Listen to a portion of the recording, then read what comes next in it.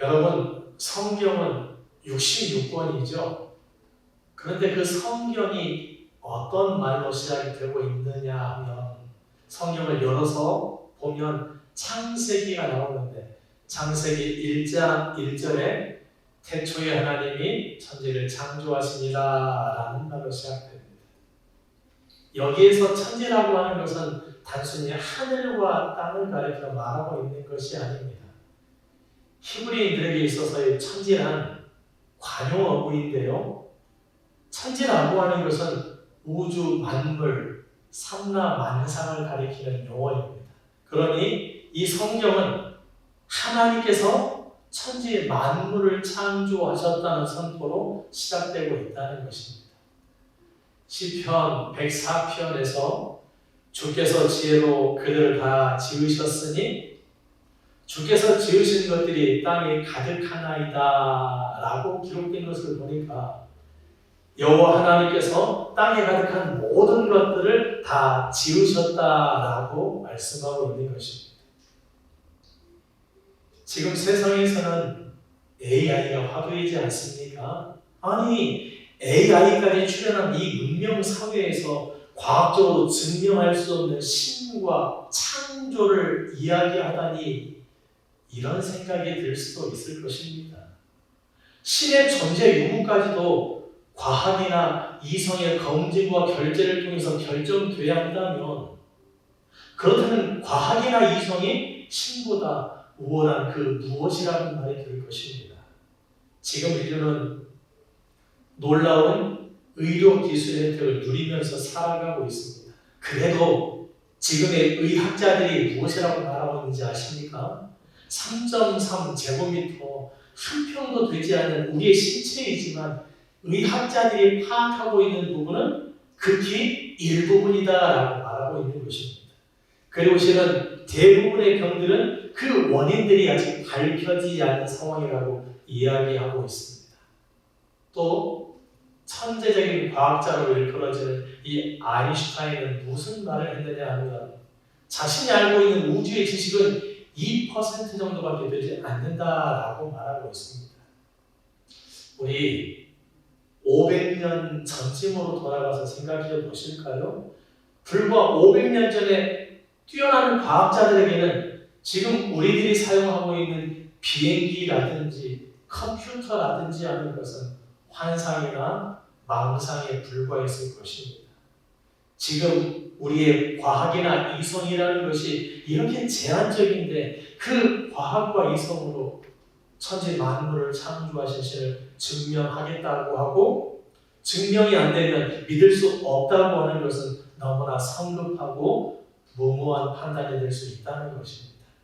자, 우리 고린도전서 1장 21절 말씀을 같이 한번 읽어보도록 하겠습니다. 하나님의 지혜에 있어서는 이 세상이 자기 지혜로 하나님을 알지 못하므로 하나님께서 전도에 미련한 것으로 믿는 자들을 구원하시기를 기뻐하셨도다. 밑줄 그어진 부분에 보니까 이 세상이 자기 지혜로 하나님을 알지 못함으로 라고 합니다. 무슨 말입니까? 세상에 있는 사람의 지혜로는 하나님을 알 수 없다는 것입니다. 세상의 지혜로는 한 평도 안 되는 사람의 신체도 다 알 수 없고 우주의 질서 2%도 제대로 알 수 없는데 어떻게 그 모든 것을 창조하신 하나님을 알 수 있겠느냐라는 말이 될 것입니다. 이 성경에서는 세상 지혜로 하나님을 알 수 없을 뿐만 아니라 오히려 세상 지혜는 하나님을 아는 것을 방해한다라고까지 기록하고 있는 것입니다.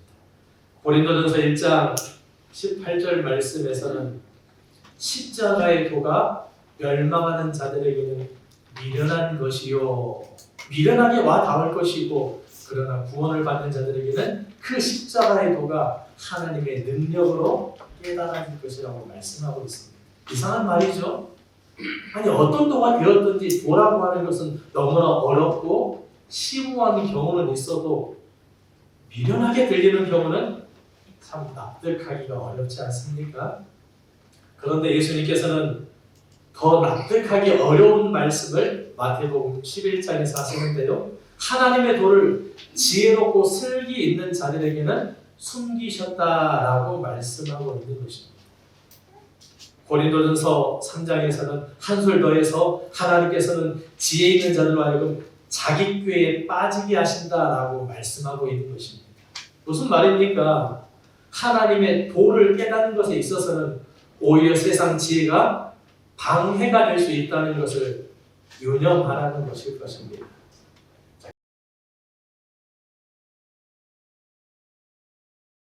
그런데 그렇다면 문제가 생기는데요. 이 세상 지혜로 자기 지혜로 하나님을 알 수 없다면 도대체 어떻게 하라는 것이지? 이런 의문이 생길 수밖에 없다는 것입니다. 하나님은 이 세상 지혜로 탐구해서 알 수 있는 것이 아닙니다. 하나님께서 친히 자기 자신을 알려주셔야지만 알 수 있는 것입니다. 하나님이 만드신 천지 만물이야 세상 지혜를 가지고 연구하고 탐구하면서 탐구를 그렇게 계속 거듭하다 보면 차차 알아가게 되는 것입니다. 그러나 그 모든 만물들을 창조하신 하나님은 그렇게 알아갈 수 있는 대상이 아니다라는 것입니다. 사람들 중에도 어떤 사람들은 자신의 생각을 그 사람이 직접 설명해 주지 않는 한 도저히 모르겠을 사람도 있습니다. 하나님보다 열등한 사람도 그러한 부분이 있는데 그런데 하나님은 더욱 그렇다라는 것입니다. 하나님께서 자기 자신을 우리에게 알려주셔야 하지만 우리 입장에서는 하나님께서 알려주신 만큼만 하나님을 알 수 있다는 것을 주목해야 할 것입니다. 하나님께서 이렇게 자기 자신을 드러내어 알려주시는 것, 이것을 가리켜 그리스어로는 라벨라티오, 계시라고 말합니다. 제가 언젠가 신자와 무신론자가 하나님의 존재에 관해서 토론하는 프로그램을 본 적이 있는데요. 기억나는 부분이 있어서 제가 소개해보자면 신자가 무신론자에게 이렇게 물었습니다. 신자가 신이 없다고 하는 무신론자에게 하는 말입니다. 하나님이 있다는 증거가 없다고 한다면 그렇다고 하나님이 없다는 증거도 없지 않느냐. 양쪽 모두 증거가 없는 것은 마찬가지인데 그런데도 하나님이 있다는 증거가 없다. 그것만을 문제 삼으면서 믿을 수 없다라고 말할 수 있느냐. 그런데 만약에 죽어서 하나님을 정말 만난다면 하나님이 계신다면 그리고 그 하나님의 심판대 앞에 서게 된다면 당신은 어떻게 하시겠느냐 라고 물었습니다. 이 질문에 무신론자는 대수롭지 않은 듯 가볍게 이렇게 답을 하더라고요. 만약 그렇다면 하나님께 아니 당신이 존재한다는 증거를 남겨두지 않았습니까? 제 탓은 아닙니다. 이렇게 말하면 되겠죠. 무신론자가 이렇게 답을 하자 주변에 있는 분들이 웃고 마는 분위기였는데요. 그러나 성경은 무엇이라고 말하고 있습니까? 그런 핑계는 씨알도 안 먹히는 것이라고 말하고 있는 것입니다. 왜냐하면 하나님께서 증거를 충분히 주셨고 그래서 핑계할 수 없다고 말씀하고 있는 것입니다. 자, 우리 로마서 1장 18절에서 20절 말씀을 같이 한번 보도록 하겠습니다. 하나님의 증거가 그리고 진리를 맡는 사람들의 오직 변하지 않음과 우리에 대하여 하늘로부터 나타나나니 이는 하나님을 알만한 것이 그들 속에 보이니라. 하나님께서 이를 그들에게 보이셨느니라. 창세로부터 그의 보이지 아니하는 것들 곧 그의 영원하신 능력과 신성이 그가 만드신 만물에 분명히 보여 알려졌나니 그러므로 그들이 핑계하지 못할지니라. 인간들이 결코 핑계할 수 없는 이유가 무엇이라고 말하고 있습니까? 20절 말씀을 보니까 하나님의 능력과 신성은 보이지 않는 것들이지만 그러나 하나님께서 만드신 만물에 분명히 보여 알려졌다라고 말씀하고 있습니다. 그래서 핑계할 수가 없다라는 것입니다. 하나님의 능력과 신성이 하나님께서 만드신 만물에 분명히 보여 알려졌다는 말이 무슨 말인지 대충 그냥 짐작이 되십니까? 여러분, 이 모든 삼라만상의 존재를 어떻게 설명할 수 있겠습니까? 둘 중에 하나입니다. 신이 만들었든지 아니면 그저 우연히 저절로 생겨났든지 이 둘 중에 하나일 것입니다. 그런데 여러분, 우리는 평상시에도 우연이라고 하는 것이 몇십 번, 몇백 번만 겹쳐도 그것은 이제 더 이상 우연이 아니라 필연이라고 말할 것입니다. 그런데 이렇게 정확하고 세밀한 질서와 삼라만상들이 우연히 저절로 생겨났다는 적이 정말 믿어지는 것일까요? 갓난아이들이 태어나고 자라는 과정뿐만 아니라 모든 생명체가 생기고 성장하는 과정, 그리고 모든 자연과 우주 질서가 우연히 저절로 생겨났다는 쪽을 믿는다는 건 말입니다. 컴퓨터가 우연히 조립되면서 스스로 만들어졌다고 하면 미쳤다고 하면서 컴퓨터보다 더 정교한 인간이 우연히 만들어졌다고 믿는다는 것, 이것은 정말 대단한 믿음이 필요한 것 같아 보입니다. 창조주 신의 존재를 인정하지 않으려고 하다 보니까 더 말이 안 되는 우연히 저절로를 믿어야만 하는 입장이 된 것은 아닌가라는 생각이 듭니다. 하나님께서는 성경을 통해서 확실하게 선포하고 계십니다.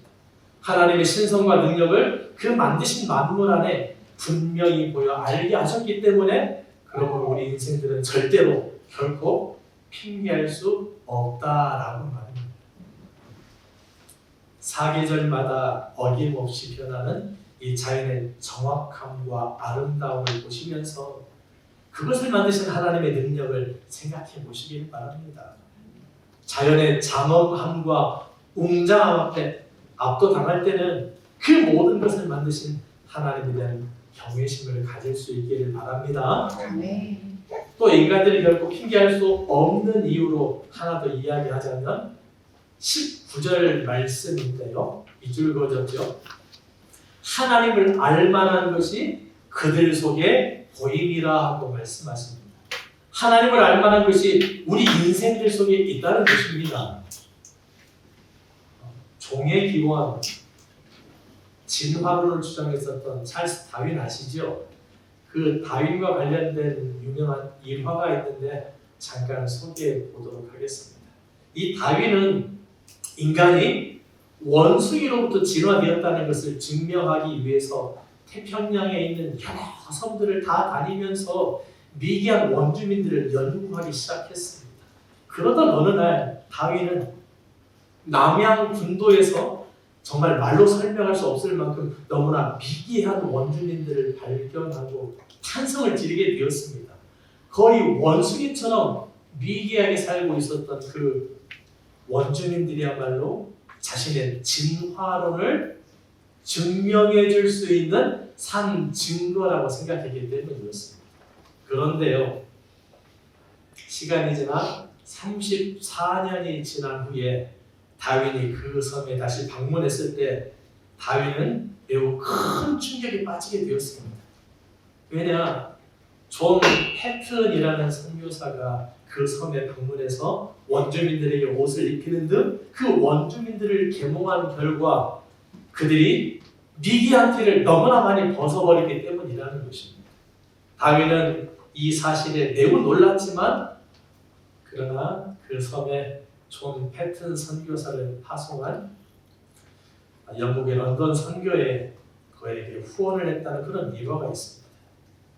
여러분, 인간은 아무리 미개한 모습을 갖고 있다고 할지라도 분명 동물과는 완전히 다른 무언가가 있다는 것입니다.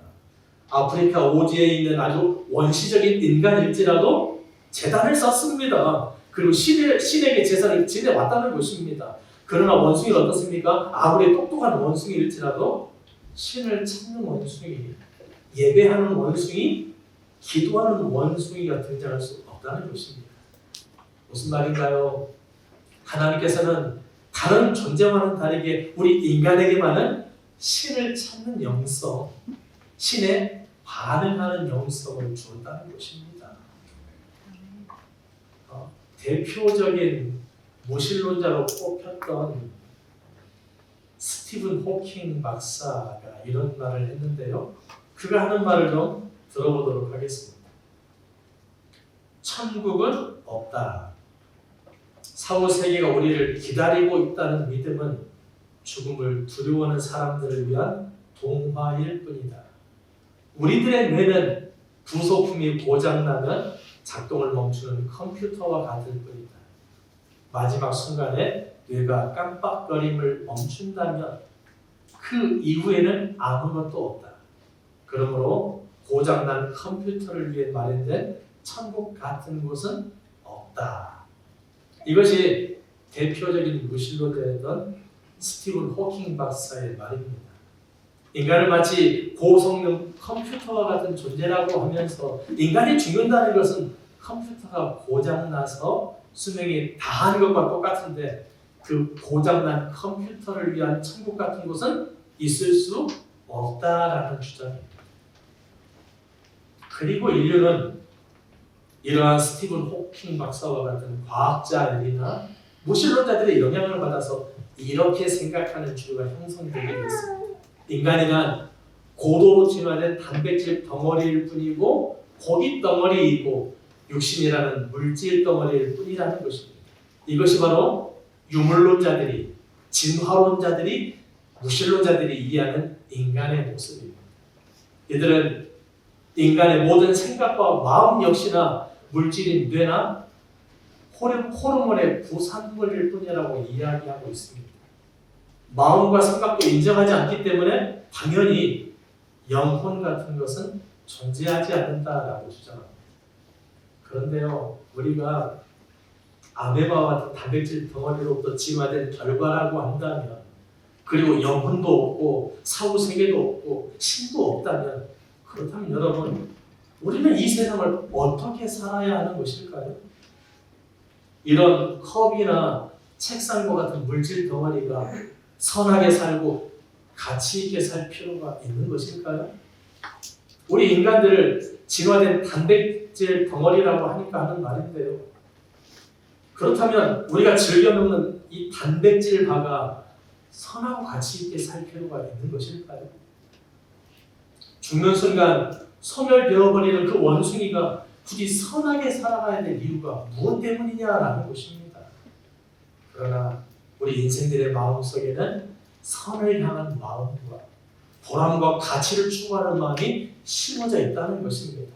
물론 고장나고 망가진 채로 얘기는 하지만 양심이라는 것도 심어져 있다는 것입니다.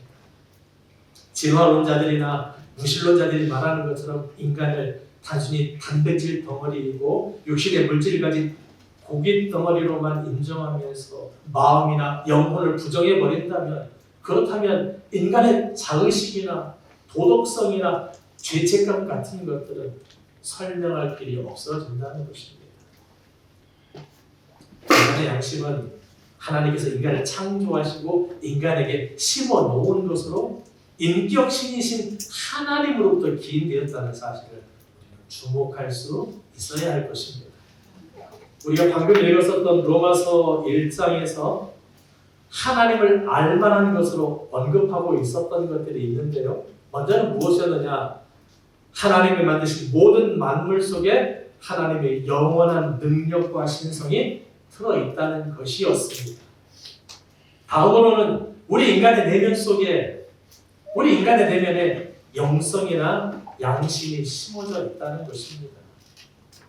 그리고 이 두 가지를 가리켜서 여러분이 앞에 보시는 화면처럼 하나님께서 자기 자신을 드러내 알리신 일반 계시라고 포괄할 수 있습니다.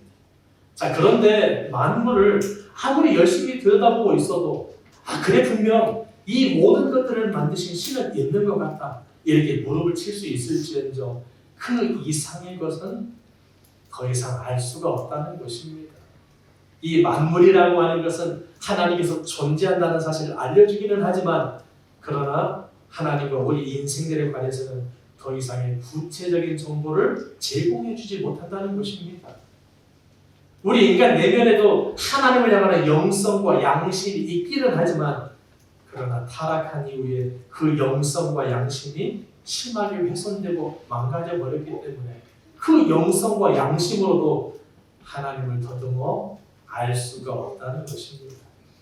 그래서 하나님께서는 자신을 드러내시는 계시, 하나님께서 자신을 드러내는 계시를 일반 계시에서 멈추신다면 우리 인생들은 신이 존재한다는 사실 하나만을 가지고 막연하게 신을 예배해야 하고 또 막연하게 자신의 양심을 따라 신의 뜻을 생각해야 했을 것입니다. 그런데 하나님께서는 이 일반 계시에서 멈추지 않고 인간들을 구원하기 위해서 구체적인 계시를 허락해 주시는데 그것이 바로 성경이고 이 땅에 오신 예수님이십니다. 성경을 통해서 하나님의 뜻과 마음을 드러내시고 계시해 주셨습니다. 그리고 예수님을 통해서도 하나님의 뜻과 마음을 계시해 주셨습니다. 이것을 가리켜서 특별 계시라고 말합니다. 그런데 여러분, 하나님께서 이렇게 자신을 드러내어 계시해 주셨는데 그런데 왜 사람들은 그 계시를 통해서 하나님을 깨닫지 못하는 것일까요? 여러분, 1999년에 대단한 흥행을 했었던 식스센스라고 하는 영화가 있었습니다. 영화에서 의사였었던 이 말콤 크로우는 아동 심리학자였습니다. 그런데 이 말콤 크로우는 자신이 성의 없게 상담한 그 환자 스스로 목숨을 끊는 충격적인 사실을 경험하게 되는데요. 이로 인해서 의사 말콤 크로우는 죄책감을 가지게 되었고 자살한 환자의 영혼을 위로하기 위해서라도 이후부터는 최선을 다해서 진료하게 되는데 그때 만난 환자가 바로 콜이라고 하는 어린아이였습니다.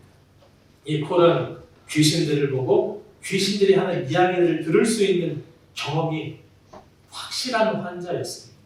이 영화는 콜이 이런 경험이 가능할 수 있었던 것은 단지 오감만을 가지고 있는 보통 사람들과는 달리 6번째 감각, 식스 센스가 있기 때문이다라고 이야기하고 있는 것입니다.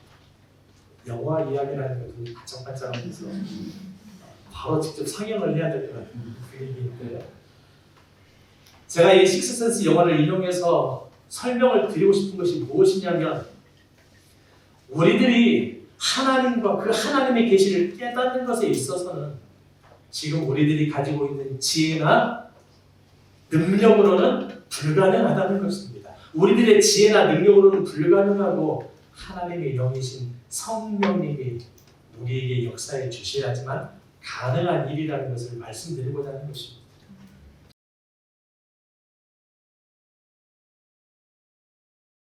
여러분, 그리스도인이란 누구를 가리켜 말하는 것입니까? 그리스도인이란 교회를 다니는 사람들입니까? 아닙니다. 그리스도인이란 바로 하나님의 영이신 성령님이 함께하는 사람들입니다. 우리 로마서 8장 내용을 같이 한번 읽어보도록 하겠습니다. 만일 머릿속에 하나님의 영이 거하시면 너희가 육신에 있지 아니하고 영에 있나니 누구든지 그리스도의 영이 없으면 그리스도의 사람이 아니라. 누구든지 그리스도의 영이 없으면 그리스도의 사람이 아니라. 하나님의 영 혹은 그리스도의 영 모두 성령님을 가리켜 말하는 것인데요. 그 성령님이 없으면 그리스도인이 아니다라고 말씀하고 있는 것입니다. 그러므로 성령님이 함께하고 있느냐 함께하고 있지 않느냐라고 하는 것은 그리스도인이냐 아니냐를 가르는 기준이 되는 것입니다. 그리스도인이란 교회를 다니느냐 다니지 않느냐로 갈리는 것이 아니라 그리스도인은 성령님께서 함께 하시느냐 함께하지 않느냐로 갈리는 것이다 라고 하는 것입니다. 그래서 성경은 이 성령님을 그리스도인을 그리스도인 되게 하는 보증이라고 하십니다. 고린도서 1장 22절 밑줄을 그어진 부분을 보면 보증으로 우리에게 우리 마음에 성령을 주셨느니라. 그리고 고린도서 5장 5절에서는요. 보증으로 성령을 우리에게 주신 이는 하나님이시니라라고 말씀하십니다. 성경은 보증으로 우리 마음에 성령을 주셨다라는 말을 계속해서 반복하고 있습니다. 여러분, 보증서가 있어야 진짜이지 않습니까? 보증서가 있어야 진짜입니다. 보증으로 성령이 함께 하셔야 진짜 그리스도인이 된다라는 것입니다. 그리스도인들에게는 이렇게 성령님께서 함께 하시기 때문에 그 성령님의 도우심을 통해서 하나님의 존재를 인식할 수 있고 하나님께서 계시하신 것들을 깨닫고 받아들이게 되는 것입니다. 자, 우리 고린도전서 12장 3절을 쉬운 성경 버전으로 한번 읽어보도록 하겠습니다. 그러므로 여러분에게 알려드릴 것이 있습니다. 하나님의 성령으로 말하는 사람은 예수님을 저주받은 사람이다라고 말하지 않으며 성령을 통하지 않고는 예수님은 주님이시다라고 말 수 없습니다. 여러분, 진짜 무당과 가짜 무당은 어떻게 갈라질 수 있습니까? 귀신이 접신한 무당은 진짜 무당이겠죠. 그런데 귀신이 접신하지 않았거나 또는 과거에 접신했지만 지금은 떠나버렸는데 마치 접신되어 있는 것처럼 하는 사람 역시나 가짜입니다. 진짜와 가짜는 이렇게 구분하는 것이겠죠. 불경스럽게 무당의 접신에 비해서 좀 그렇기는 하지만 원리는 비슷하다는 것입니다. 귀신이 접신한 무당만이 진짜 무당이고 진짜 무당일 때 그 무당은 굿도 할 수 있고 점도 볼 수 있고 심지어 작두를 탈 수 있는 아주 특별한 일을 할 수 있지 않습니까? 마찬가지로 하나님의 신, 하나님의 영, 성령님이 내주한 사람만이 진짜 그리스도인이고 그런 그리스도인들만이 하나님의 존재를 인식하고 하나님께서 계시하신 것들을 깨닫고 받아들일 수 있게 되는 것입니다. 여러분, 접신한 무당이 자신이 몸주로 모시고 있는 귀신을 이론으로 이해하고 자신이 점을 보고 작두를 타는 일을 과학이라고 하는 것으로 이해할 수 있겠습니까? 아니, 그냥 접신을 하게 되면 이론과 과학을 초월하는 것이죠. 경험되어지는 그냥 사실일 뿐이라는 것입니다. 마찬가지입니다. 그리스도인에게 성령님이 내주한다면 우리 그리스도인들에게 성령님이 내주한다면 그 성령님을 통해서 그냥 하나님이 알아지고 깨달아지고 받아들여지는 것입니다. 자, 그렇다면 여기서 또 다른 난감한 문제에 봉착하게 되는데요. 오로지 주도권이 하나님의 영이신 성령님에게만 있다면 우리가 할 수 있는 일은 아무것도 없다는 말인데 그러면 우리도 어떻게 하는 말이지? 이런 문제에 봉착하게 될 것입니다. 그런데 아니라는 것입니다. 우리 인생들에게 해야 할 일이 있다는 것입니다. 성령님이 과연 누구에게 임재하시는가 라는 문제에 대해서 성경은 다음과 같이 말하고 있는데요. 오늘 본문인 누가복음 11장 9절부터 13절 말씀까지입니다. 같이 읽어보십니다. 내가 또 너희에게 이르노니 구하라 그러면 너희에게 주실 것이요 찾으라 그러면 찾아낼 것이요 문을 두드리라 그러면 너희에게 열릴 것이니 구하는 이마다 받을 것이요 찾는 이가 찾아낼 것이요 두드리는 이에게는 열릴 것이니라. 너희 중에 아버지 된 자로서 누가 아들이 생선을 달라 하는데 생선 대신에 뱀을 주며 알을 달라 하는데 전갈을 주겠느냐. 너희가 악할지라도 좋은 것을 자식에게 줄 줄 알거든. 하물며 너희 하늘 아버지께서 구하는 자에게 성령을 주시지 않겠느냐 하시니라. 10절 말씀을 보실까요? 창조주 하나님께서 우리들에게 주신 약속입니다. 구하는 이마다 받게 될 것이다. 찾는 이는 찾아낼 것이고 문을 두드리는 이에게 문이 열릴 것이다 라고 말씀하고 있습니다.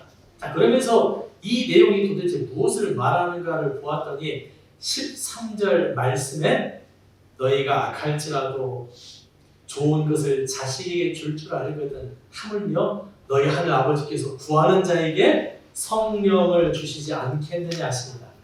하나님께서 구하는 자에게 반드시 성령을 주시겠다고 약속하신다는 것입니다. 여러분, 만약에 이 세상이 우연히 저절로 생긴 것이 아니라 창조하신 신으로 하나님이 계시다면 어떨까요?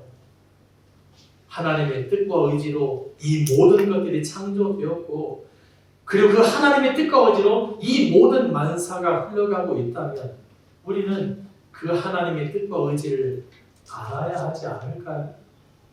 창조주로부터 피조되어 살고 있으면서도 그 창조주신과는 전혀 상관없이 살아도 정말 괜찮은 것일까요? 내가 어디로 와서 어디로 가는지, 내가 왜 이렇게 살아가야 하는지가 신의 뜻 속에서 해석되고 이해되어야 할 것입니다. 신의 뜻과는 상관없는 내 삶의 의미와 가치는 내가 스스로 부여한 내가 만든 의미와 가치일 뿐이고 내 생각일 뿐이라는 것입니다. 언젠가는 허물어지고 말 모래성을 열심히 쌓고 있는 것일 수도 있다는 사실입니다. 잠언서 8장 17절에서 하나님께서는 자신을 간절히 찾는 자가 자신을 만날 수 있을 것이라고 말씀하고 있습니다. 여러분, 우리들에게 하나님께서 계시는가 안 계시는가 이것을 확인하는 일만큼 중요한 일이 무엇이겠습니까? 그리고 하나님께서 계시다는 것을 믿게 되었다면 그 하나님의 뜻과 마음을 알고 그 섭리 안에서 살아가는 것만큼 가치 있고 의미 있는 일 또한 무엇이겠습니까? 하나님을 간절히 찾고 구하시길 바랍니다. 그래서 찾고 구하면 반드시 허락해 주시겠다고 하신 그 성령님을 통해서 하나님을 깨닫는 복을 누리시는 우리 모두가 될 수 있기를 바랍니다.